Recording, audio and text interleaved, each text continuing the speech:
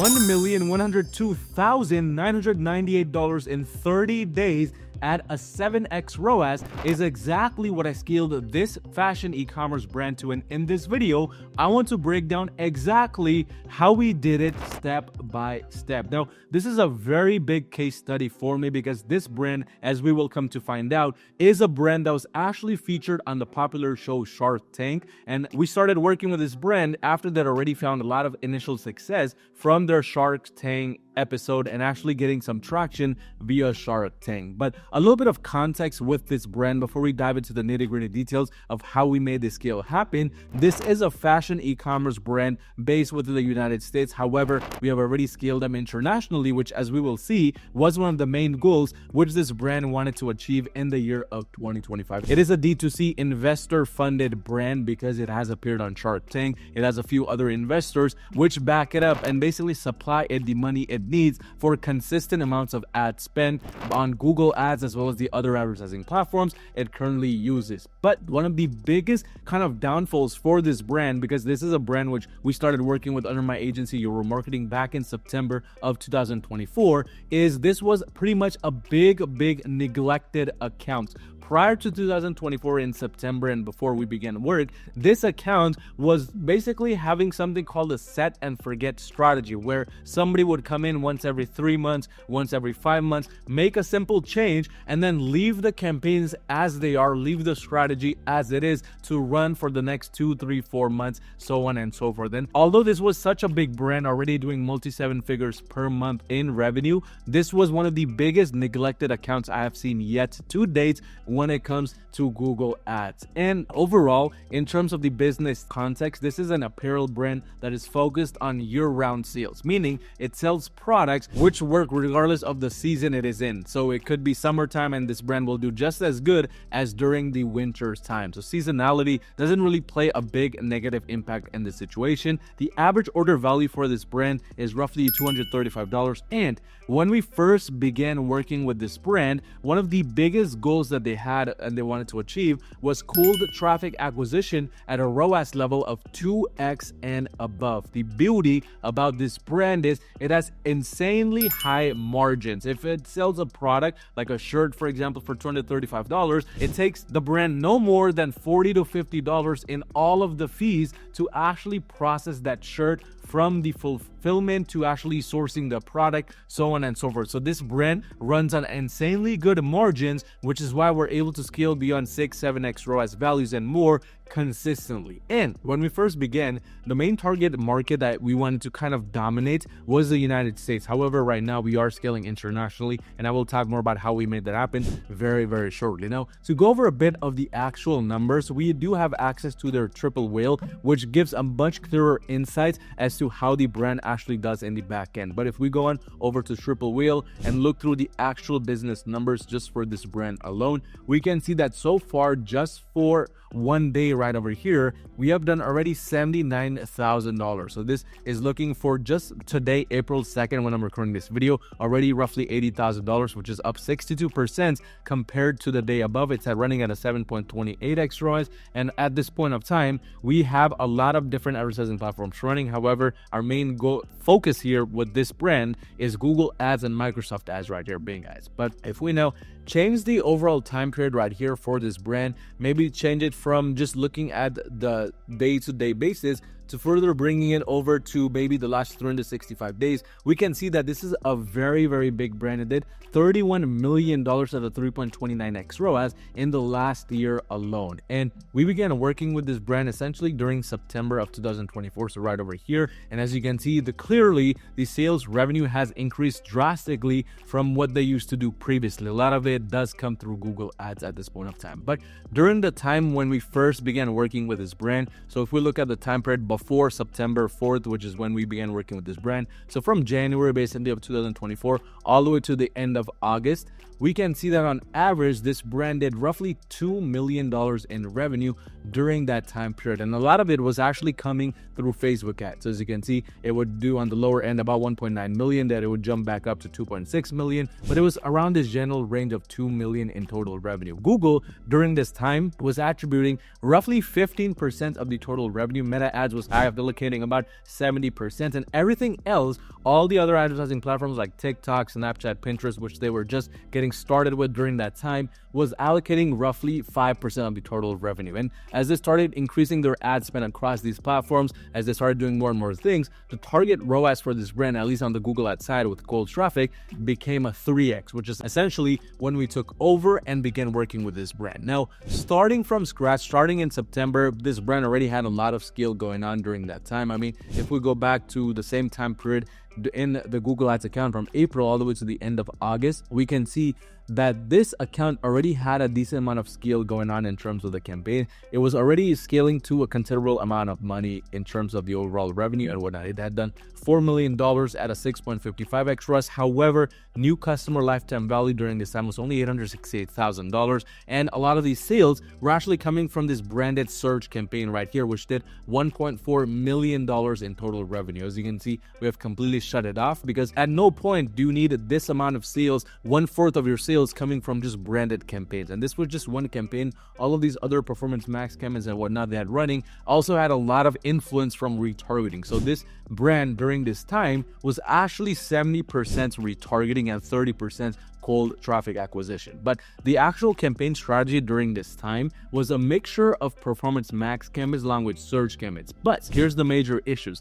Although they had a decent amount of campaigns running during this time, it was a bunch of random distribution in terms of products going on throughout these campaigns right over here. So some of these products were basically getting overlapped. The same product was getting thrown in multiple different performance max campaigns. And although there were multiple campaigns running, there was no clear product segregation strategy. It was a little bit all over the place, which of course is not a good thing, because this leads to a lot of internal competition. You end up increasing your own ad spend and your own bids. But in addition to this, what was lacking in this account was a lack of proper A/B testing. Now, during this time, there had a lot of campaigns going on with certain target ROAS values, certain other restrictions. They had a lot of these other search campaigns as well with different ad copies. But the issue was nothing was getting A/B tested. It was the set and forget approach, where they would launch one campaign approach, for example, one performance max campaign with just one asset group within that PMax campaign, and they would just run with it. There was no other testing. There was no image testing, no search theme testing, signal testing,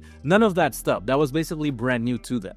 And this was causing a lot of issues because the account was constantly becoming stale in terms of new data. As a result, it was just focusing solely on retargeting sales, which of course is not the right thing. But the biggest issue that the brand was facing in terms of the actual campaigns was a lot of these campaigns were running on random bids. So even though there was a lot of smart bidding based approaches going on here, in terms of cold traffic, they had not really figured out what the right bids were, because nobody had really gone in to kind of decipher that, to A/B test different bids, so on and so forth. So the bids that this account was running on was over $1.50, $2 even for some of these campaigns. And of course, these bids are way too high for this niche, because it's a fashion brand. It doesn't need to be bidding this high to get this level of return on ad spend. It could bid much lower, be much more profitable, and even scale revenue at a much higher pace. But essentially, that's what was going on during this time, and this was leading to a lot of these products overlapping each other. Even with the search campaigns, a lot of these keywords, they were overlapping each other. And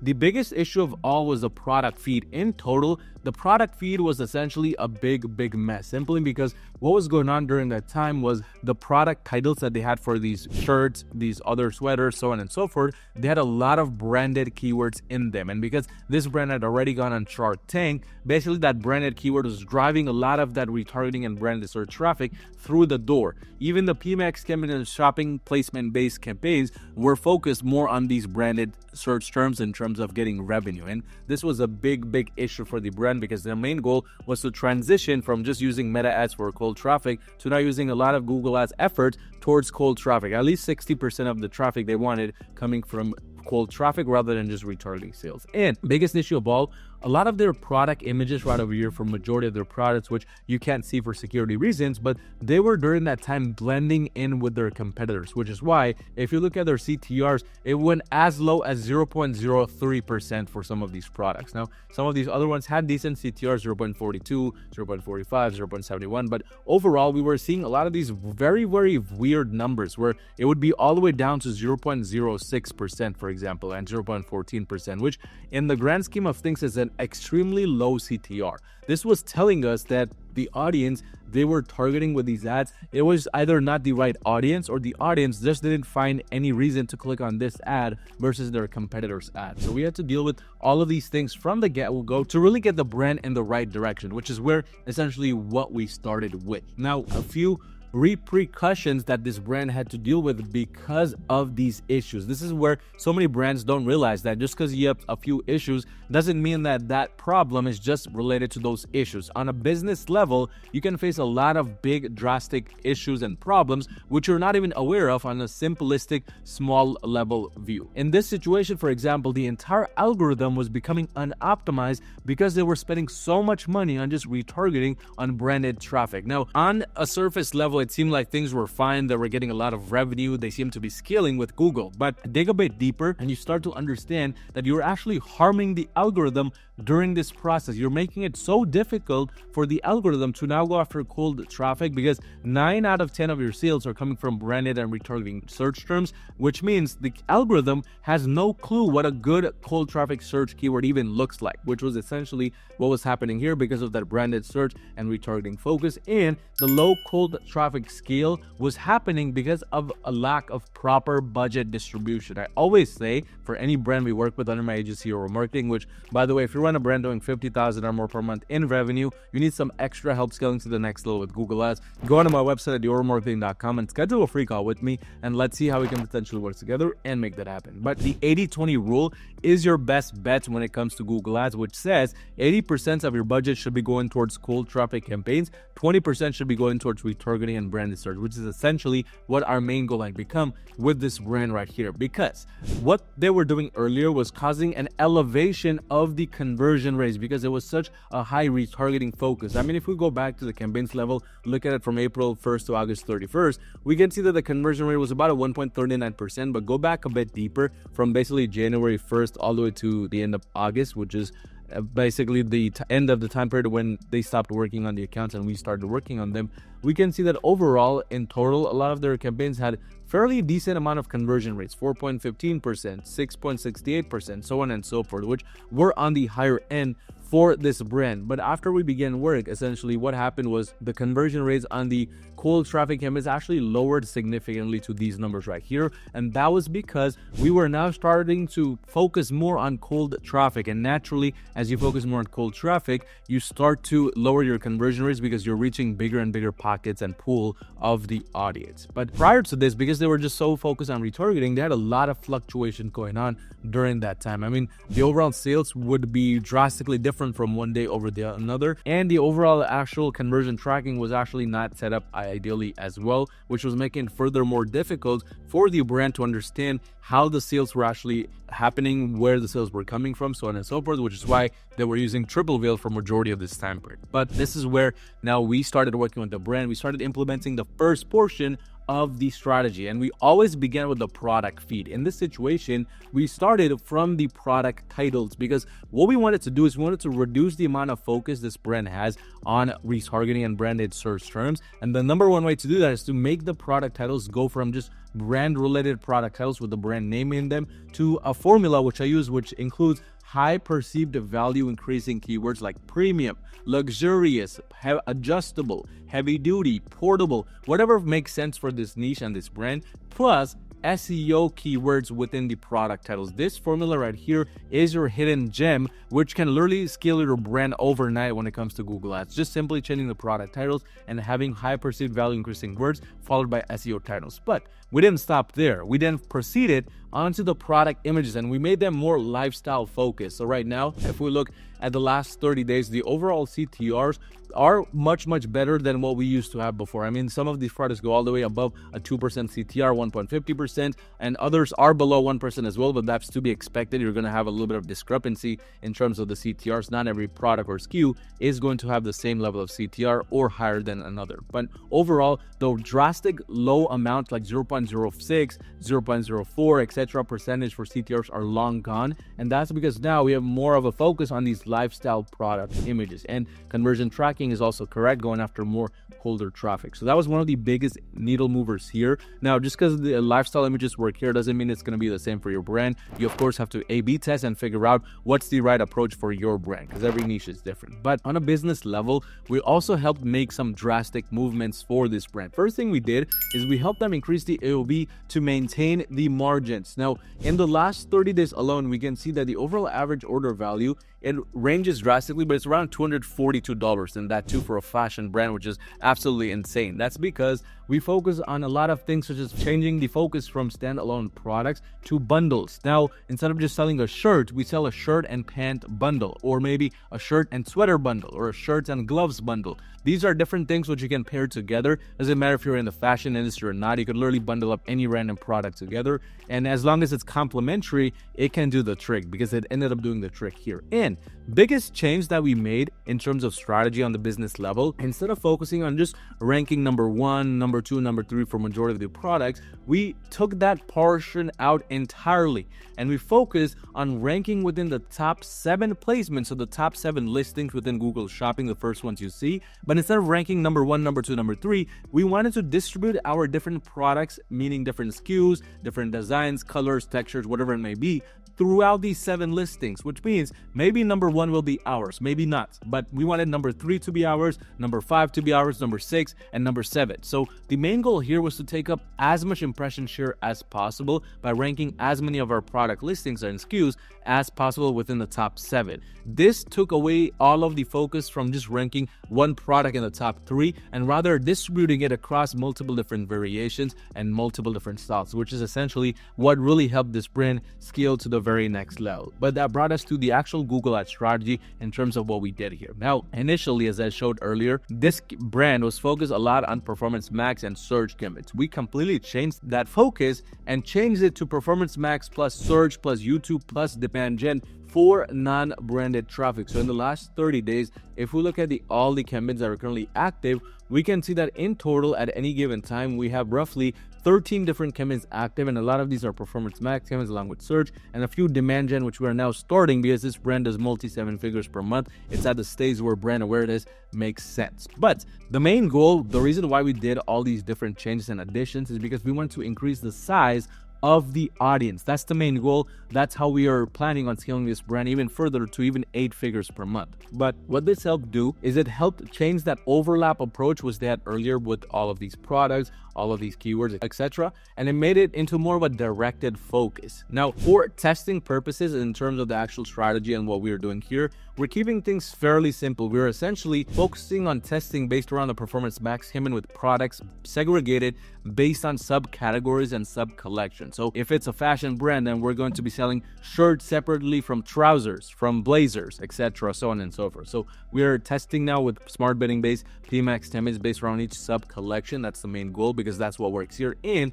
the same approach goes for the search campaigns, just collection-based search campaigns. And then all we're doing there in terms of optimization and scaling is increasing budgets or decreasing based on the results. Of course, if it's doing well, we want to reward the algorithm. If it's not doing well, we want to punish it. It's that simple as that. And we want to do the same thing for target ROAS values because that's what we are bidding based around, the target return on ad spend. And we're doing this every 7 to 14 days because at this point, this brand spends a decent amount of money every single day. The daily budget is supposed to be $5,000 per day, but it can spend up to $10,000 at any given time. In addition, we are heavily focused on improving the product feed, because what we want to do is we want to devour the inside section and the report section to figure out what is the best keyword which we can further implement within the titles, descriptions, Google Merchant Center, etc. to make things even better. That's essentially the main focus for us at this point of time. So every so often, every 14-30 days, we're going in and we're basically improving the back end by focusing more on the right types of keywords that to rank for, which are based around cold traffic. And again, this happens on a set period every 7 days, 14, 21 days, so on and so forth. But after all of these things, now working with this brand from September 4th until April 2nd, what is the overall result, and is there even any improvement compared to how they were doing before? So if we go back to September 4th of 2024 and essentially look at it from that period until today, or basically yesterday, April 1st, when I'm recording this video, it's April 2nd, we can see that overall this brand has had a drastic improvement in their revenue for this time period from September to April of 17%. It has done $6 million in revenue at a 4% increase in return on ad spend. Their ad spend in total, the money they spend on ads, has gone up by 12%, but they're more profitable, they're generating more revenue, and they've gotten 10% more conversions, meaning that much amount of customers extra through the door, which they can now target via the back-end offers like emails, SMS, so on and so forth. And the cost per acquisition has stayed fairly consistent. There has not been too much of a drastic change. However, looking at actually the business numbers, our CPCs have gone down, our click-through rates have gone up because of all of the product feed improvements we have done overall for this brand. And overall, this brand has been able to take a lot more of the market share with a little bit lesser click share, which is to be expected because now we're reaching a very, very big pool of the audience compared to before. But here's the catch. It's only 13% still. There's a lot of room to grow for this brand, but that's the overall level of scale we have achieved for this brand, and we can help your brand do the same. If you run a brand doing $50,000 or more per month in revenue, you need some extra help scaling to the next level with Google Ads, and you sell legal products, we can take care of everything Google Ads related for you and actually help you scale your brand to the next level with Google, just like we did for this one, as well as 500 other brands which we've already worked with. So click the link in the comment section below or in the description below, and let's potentially work together to scale your brand to the next level with Google Ads.